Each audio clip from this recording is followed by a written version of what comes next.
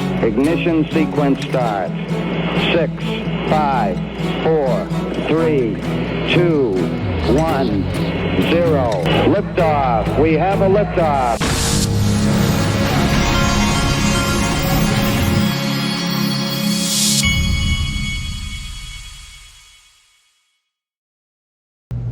Hey everybody, this is the Digital Asset Investor, and I think this is a joke. If you remember a little bit ago, Michael Arrington, who is Brad Garlinghouse's best friend, he says, I finally admit defeat yesterday and shaved my head for good. Showed Brad Garlinghouse and he laughed and said I look like Mark Andreessen. So anyway, we're selling all our XRP. He was just kidding, but yesterday, and I think it was after the Brad Garlinghouse tweet, which I'll show you in a second, reconciled with Brad Garlinghouse, broke bread, and are moving on from his verbal attacks. We are keeping our XRP. So what everybody's talking about, this is where it all started. Digital Assets Daily did a tweet. Torres gave them two options. Judge Torres gave them two options. If they want out, to withdraw the appeals in case stands, it ends, or continue and go through the appeals process. 1, in the case. 2, appeal. Everybody voted for ending the case. Ripple likes Thursdays. What do you think it will do? Everybody wanted to end the case, and Brad Garlinghouse says the 74% of you that clicked end the case were right. And then I think he said something else down here. Well, maybe he didn't. Anyway, then Brad Garlinghouse tweeted this: Ripple is dropping our cross appeal, and the SEC is expected to drop their appeal. As they've previously said, we're closing this chapter once and for all and focusing on what's most important, building the internet of value. Lock in. So this means that, the SEC already, they dropped their appeal, or were going to. Anyway, this thing is over, folks. Now, they have to officially close it out. This Amonix guy says, just in ETF expert Nate Garachi says BlackRock is preparing to file for an XRP ETF. He said closed chapter is clears the way for spot XRP ETF, also clears the way for BlackRock to jump in. And I said there is another. Don't forget, BlackRock called Monica Long and said we're all in. The Bank of America CEO. We've played you the video right here. Here's that Nate Garachi guy. He's the president of the ETF store. So he's a ETF guy. He might know if BlackRock was going to do it. I made a point here. Somebody had retweeted Brad's tattoo. I said, I know many people who have gotten tattoos when they were young and regret them because life changes. When someone with a Harvard MBA gets a tattoo after 50, they have thought it through and know it's only going to change in a good way. Lock in. Brad Garlinghouse has zero doubt, and that's the fact, Jack. And then Jay Nesbitt did a whole thread on why he thinks it makes sense that Ripple will now acquire Uphold, because if you remember, the judge had ruled that Ripple can sell XRP to exchanges, but my understanding is that they can't sell to institutions. I think that might even change post-legislation, but we shall see. But Uphold, if you think about it, Uphold, well, I'll show you some of his thread. They're actively looking for a strategic exit, IPO, or private sale. We talked about that last week. They kept XRP listed through the SEC uncertainty, buying goodwill with the XRP community, and obviously Ripple. I've made posts mentioning that the UK was a fairly untapped market. I'll mention one other thing. Uphold are good buddies with Ripple. When I went to the proper party, I was up on the balcony, and all of the Uphold executives were up there, and I was actually talking to them. Simon and Nancy Beaton and all of them, they were all up there. So Ripple obviously is good buddies with them. They're going to be generating yield on XRP through Flare, and no telling what other means. Multiple wallets available. Anyway, you get the point. Okay. Here is this is U.S. Director of Federal Housing, the Pulte guy. harm. This is massive.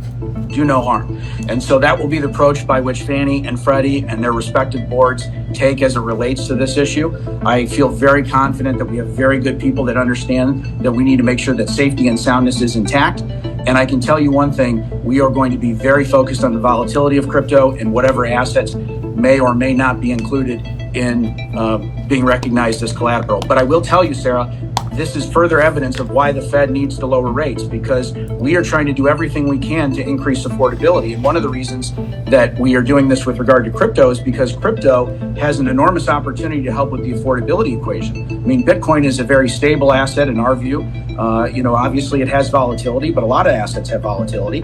And a lot of people have a lot of wealth in Bitcoin. And so we want to make sure that people have access to the American dream, and we're doing everything we can. Pulte said in a post on harm. This is massive. Everything in this video is massive. Look at this one. First they came for the currency market, then the money market. Now crypto's big disruptors are targeting the multi-trillion-dollar heart of global capitalism, the stock market. Think tokenization. I said lock in. The crypto asset class was always going to swallow all other asset classes. The dot-com boom was a flea on a dog's butt compared to what's coming, and you all had the guts to stick it out. Cheers. I do mean that. And Ondo Finance 2025 will be the year of tokenized stocks, folks. And then there's this, and I've said it I told my wife this in 2014, this is a new asset class, and I told her, I said, we're either going to lose the money that we invested in this XRP thing. I said, we're probably going to lose it all, but if we don't, if I'm right, this is going to make .com look like nothing. And there's no telling what kind of crazy stuff's going to happen. Well, I am 1,000% certain the crazy stuff is going to happen. And I said here, I've said for over 7 years, the crypto story ends with financial advisors allotting 1 to 5% of their clients' assets to crypto, even when Goldman Sachs said it was going to zero. I'll never forget it. We had to stick it out here in 2018-19 when there were article after article from all the Wall Street guys, and you know they were playing the Wall Street game. They were putting out articles that it was all going to zero and crypto was a scam and all this stuff. When you really start to grasp the idea of the world's assets being tokenized on certain ledgers, I believe it'll be 10 to 30. And I don't mean Bitcoin. Listen to what this guy says. Today I'm saying 40%. That's astonishing, Oh, right? yeah. Nobody ever anywhere has said such a thing as what I'm saying now. Why the shift? It's because of the massive change in the evolution of crypto that we've enjoyed in the past 4 years. 4 years ago, we didn't know Or it's because Wall Street's now ready. if governments were going to ban Bitcoin. We didn't know if the Right. technology would become obsolete. We didn't know if consumers might not want to adopt it. We didn't know if there'd be any institutional engagement. Today, all those questions are resolved. In the Trump administration, in the new Congress, there is massive support for crypto. Every member of the president's cabinet personally owns Bitcoin. Every major economic appointee of the president, the secretaries of Treasury, Commerce, Department of Labor, the heads of the SEC, CFTC, OCC, FDIC, all of them huge supporters of crypto. There's no longer a question as to whether the government likes this or not and is going to support the development. We also now see institutional investors engaging in ways never seen before. Banks are now permitted for the very first time, along with brokerage firms, to trade and custody crypto, which they could never do before. Stablecoins are now Goldman calls it the killer app of crypto. We now have a huge array going in, and in fact, the first legislation out of Congress is crypto legislation, the Genius Act. So it has radically changed. It is now a mainstream asset. And we look at the adoption rate, it's still incredibly low. It's only about 5% of the global population that own crypto at this stage. As more and more get involved, learn about it, discover it, and invest in it, we're going to see massive asset inflows. And because, and certainly in the case of Bitcoin, it's a fixed supply asset, Right. the more people who buy it, the higher the price is going to rise. And guess what's a fixed asset? XRP. That's deflationary and some gets burned on every transaction. Which one's better? Paul Barron reinforced this. He says, this is now mirroring our private seminars here in Miami. More family offices and high net worth are looking to deploy 10 to 20% Bitcoin, ETH, new tokens discussed last week, XRP, UNI, whatever that is. The writing is on the wall, folks. It is very clear to see. Then this from Smoke. New report from Anchorage Digital ranks RLUSD as having stronger regulatory oversight and superior reserve management compared to both USDT and USDC. Stablecoin safety metrics. Almost like it was all planned out. There's RLUSD, regulatory oversight. And on this reserve asset and liability management, almost, folks, almost as if it was meant to be.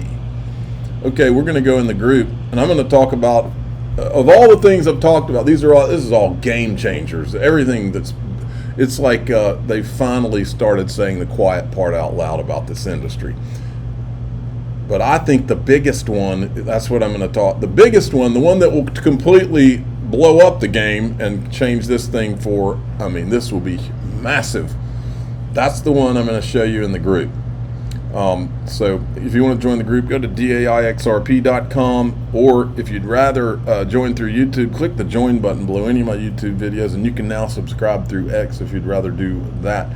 I'm the digital asset investor. I'm not an investment advisor. This is for entertainment purposes only. Please subscribe, hit the like button, tell your friends and family. Away we go.